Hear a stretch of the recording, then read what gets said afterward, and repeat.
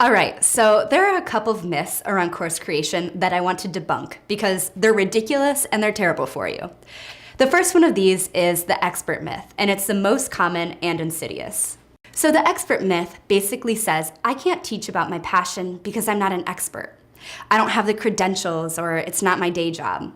And I have to tell you, I hear it all the time. Even my friends who I've talked to about creating courses say, Ashley, I read makeup blogs every day. I watch YouTube videos every other weekend. I'm into the products, I know what I'm doing, but I'm not qualified to create this course. Who am I? Why should I do this? And this is so common, and it's totally untrue, because what you don't realize is that you're already an expert. So what is an expert? We like to say that an expert is someone who's just one step ahead of you. And if you look at the dictionary definition, it actually says it's someone who's gained knowledge or skills from experience. It has nothing to do with credentials or your day job or how you spend your time. I want you to meet John and Elliot, these two guys. They created a course called Bit Fountain and made over $2 million on it. Were they experts? I bet you can guess what I'm gonna say.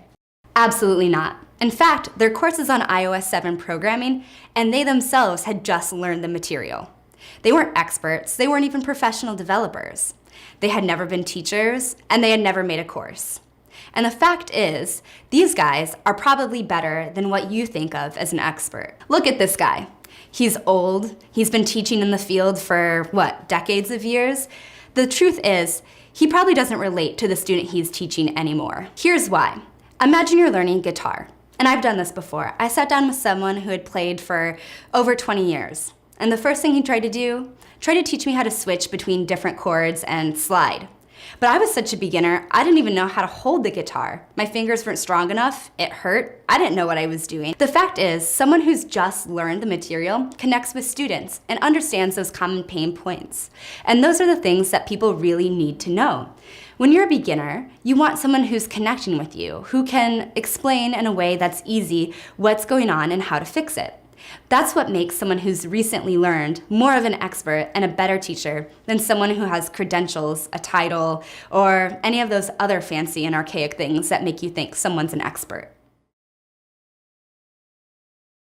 All right, so let's talk about a few more myths. The trend and the competition myth. So the trend myth is the idea that you have to pick a course topic that's trendy. This means you looking out there and first and foremost picking a course topic that you think is popular. This is more common than we thought. As you can see on the slide, someone commented in one of the blog posts I wrote, hey, do I have to teach about courses? So many profitable courses I see teach on this material. Is that what I should focus on? The answer is absolutely not. The whole idea of a course is to connect your skills and your passions to the marketplace. You're doing yourself an injustice if you try and pick something that's trendy. You want to make sure you do have an audience, but also balance that with what you know you want to teach. So there are a few common wrong ways that people try and choose a topic. Like the person in my blog post, it's choosing something that's trendy first and foremost, like teaching a course on courses because you see a lot of that. Another one we hear all the time is programming. You definitely don't have to teach about programming to be successful. In fact, there's a course out there that teaches how to implement Michael Hyatt's WordPress theme. There's nothing more niche than that. But at the same time, the person who created this course had that skill set, found the niche, found the audience, and made thousands of dollars on this course. In essence, what I'm saying is definitely do not pick your course topic because it's popular and popular only. The second myth that relates to this is the competition myth. So you're not picking something that's trendy, but you find an idea you relate to and you look out there and you find that there are like 2, 3, 4 courses already teaching on the topic you want. And you think, oh no, I shouldn't teach on that. There's too much competition. I'll never be able to keep up. And this just quite frankly isn't true. If there's absolutely no competition to your course, that means there's no audience. There's no blogs about it. It probably doesn't have a large group of people that you'll be able to sell to. If there is competition, that means there are people willing to pay for your course. It's finding an audience. It's validating your idea. This is what you want. So what I'm saying is that finding competition around your topic is a good thing. But you shouldn't go and pick your course topic because it's trendy and because everyone else is teaching on it. To summarize, seeing other people teach on your topic is a great thing, but this isn't how you should choose your course.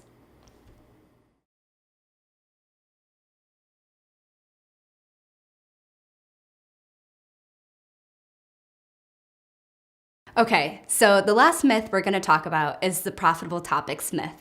And this is my least favorite myth. I hate it. This myth says that there are only certain topics out there that are profitable. This comes from the idea that there are two types of skills, hard skills and soft skills.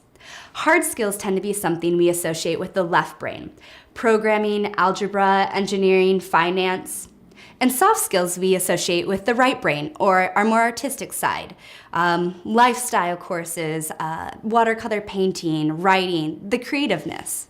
Here at Teachable, we really believe that thinking about these skills as two different subsets is totally dangerous. We as people use all of our brains. So this kind of thinking is very dangerous because it leads to two common misperceptions. And the first of these is that hard skills will make people money.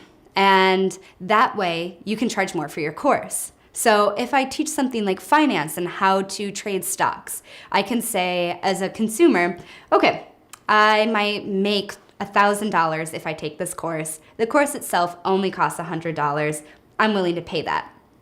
Conversely, when you have something like a soft skill, like watercolor painting, that has no value. What do I know that that's gonna make me money? So I can't charge a lot for that. So at the end of the day, people start to think that they can only make money by teaching a hard skill, like finance or programming or something that directly makes people money. First of all, there's no such thing as an unprofitable topic area of teaching.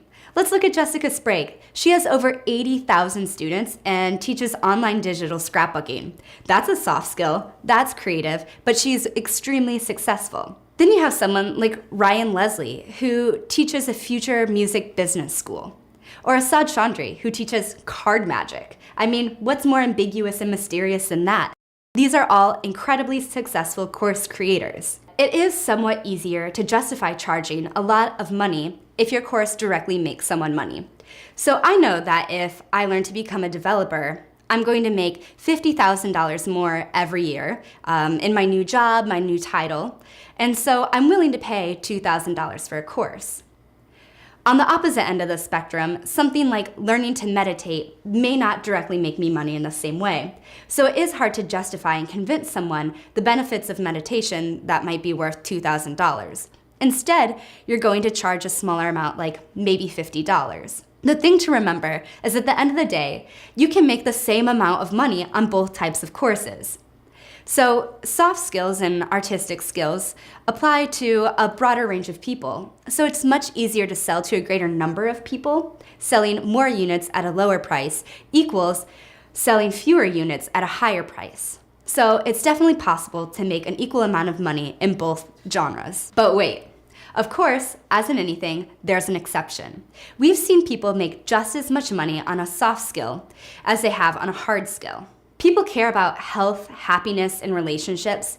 Anyone who's in marketing knows that tapping into these things is a great profitable area. What matters more to us than our happiness and our health and our relationships? It's who we are. So just because you're teaching some of these things does not mean you have to charge a low amount. Find your balance between the two. Key to this is providing a very clear transformation. So we talked about how your transformation should tell people exactly what they're getting out of the course. If you can convince someone that your health and wellness course will save them X amount of dollars in doctor's fee, that's incredibly valuable. If you're selling a relationship course that will genuinely save a marriage, you can charge a lot for that.